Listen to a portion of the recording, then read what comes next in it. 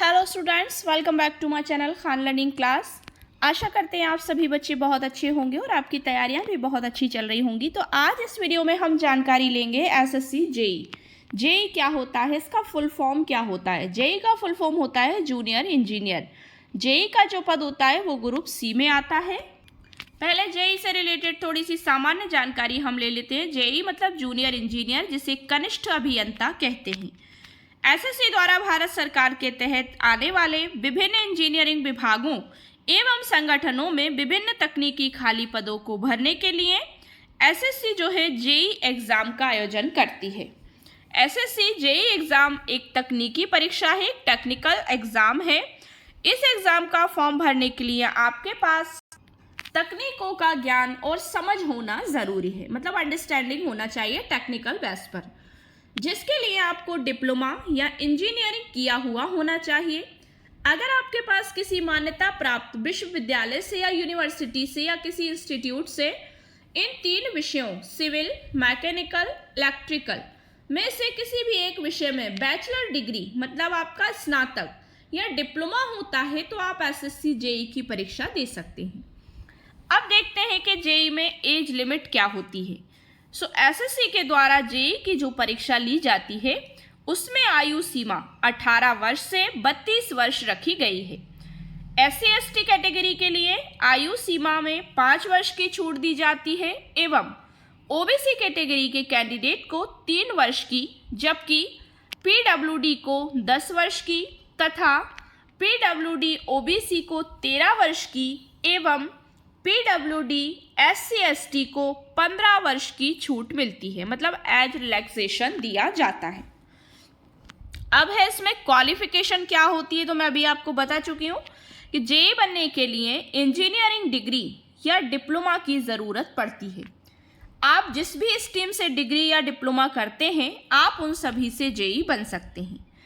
अब आज selection process क्या है, तो स्टेज 1, इसमें 3 स्टेज होती हैं। स्टेज 1 में कंप्यूटर बेस्ड टेस्ट, फर्स्ट जो CBT01, इसको क्वालिफाई करने के बाद, ये कंप्यूटर बेस्ड टेस्ट होता है स्टेज 1 में सबसे पहले। जब आप इसको क्वालिफाइड कर लेते हैं तो आप स्टेज 2 में जाएंगे, मतलब computer based test second CBT2 देना होगा आपको। स्टेज 3 में आपका डॉक्यूमेंट वेरिफिकेशन DV, मतलब इसमें कोई इंटरव्यू नहीं होता, बस डॉक्यूमेंट वेरिफिकेशन और पेपर क्वालिफाइड करने के बाद आप सिलेक्ट हो जाते हैं।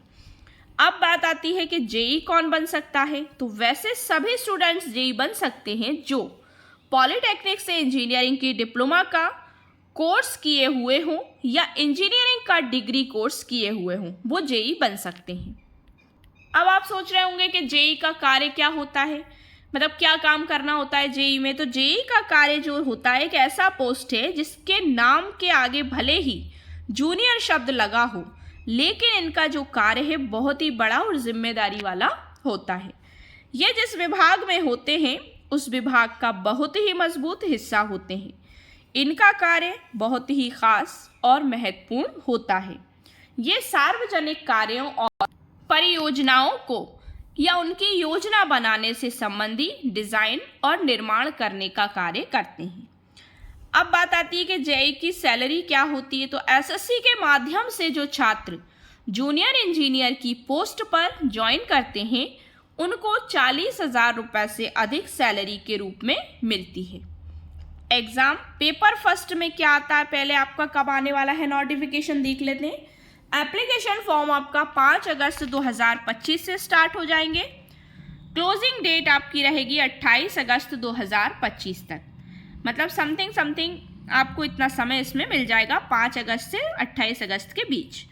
एग्ज़ाम मंथ अभी आया है, डेट अभी क्लियर नहीं हुई है। अक्टूबर से नवंबर 2025 में इसका एग्ज़ाम कंडक्ट कराया जाएगा।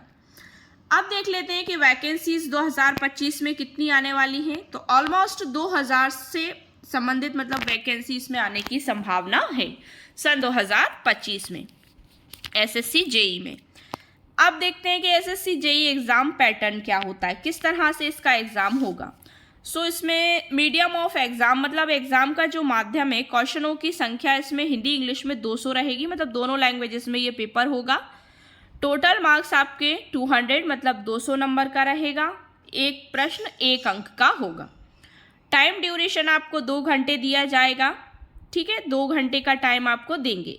सब्जेक्ट आपके रहेंगे CE, ME और EE, मतलब सिविल इंजीनियर, मैकेनिकल इंजीनियर और इलेक्ट्रिकल इंजीनियर। इससे आपके किसी एक भी, जिस भी विभाग से आप पेपर दे रहे होंगे, या तो सिविल से या मैकेनिकल से या इंजीनियरिंग इलेक्ट्रिकल से, तो उससे रिलेटेड आपके 100 नंबर के क्वेश्चन पूछे जाएंगे। जनरल अवेयरनेस से आपके क्वेश्चन बनेंगे 50 प्रश्न 50 अंक के। रीजनिंग से आपके क्वेश्चन बनेंगे 50 प्रश्न 50 अंक के। तो ऐसे करके आपके 200 अंक के क्वेश्चन पूछे जाएंगे। CE, ME और EE में ऑप्शनल है, इसमें से कोई एक से आपसे 100 नंबर के क्वेश्चन पूछे जाएंगे। अब बात आती है नेगेटिव मार्किंग। तो नेगेटिव मार्किंग आपकी वही रहेगी 1/4, ठीक है ना, 1/4 मतलब 0.25। सो ये थी जेई से संबंधित शॉर्ट एंड सिंपल सी जानकारी। इसमें ज़्यादा कुछ सिलेबस डिफिकल्ट नहीं होता है। जो आपका सिलेबस एग्जाम बेस है, जो आपका सब्जेक्ट है, उसी से रिलेटेड क्वेश्चन ज़्यादा पूछे जाएंगे। बाकी जनरल अवेयरनेस और रीजनिंग से क्वेश्चन बनेंगे। रीजनिंग में ज़्यादातर टॉपिक्स सेम ही रहते हैं जितने अभी तक हमने SSC से रिलेटेड पढ़े हैं। सो रीजनिंग में ज़्यादा चेंजेस नहीं हैं। सो आई होप सो आपको वीडियो पसंद आया होगा। अगर वीडियो पसंद आया तो वीडियो को लाइक शेयर करिए, चैनल को सब्सक्राइब कर लीजिए। सब्सक्राइब करते वक्त बेल आइकन प्रेस करना बिल्कुल ना भूलें, जिससे कि आप हमारी कोई भी लेटेस्ट अपलोड को मिस ना करें। Thanks for watching my video and see you again with the next video. Thank you so much once again.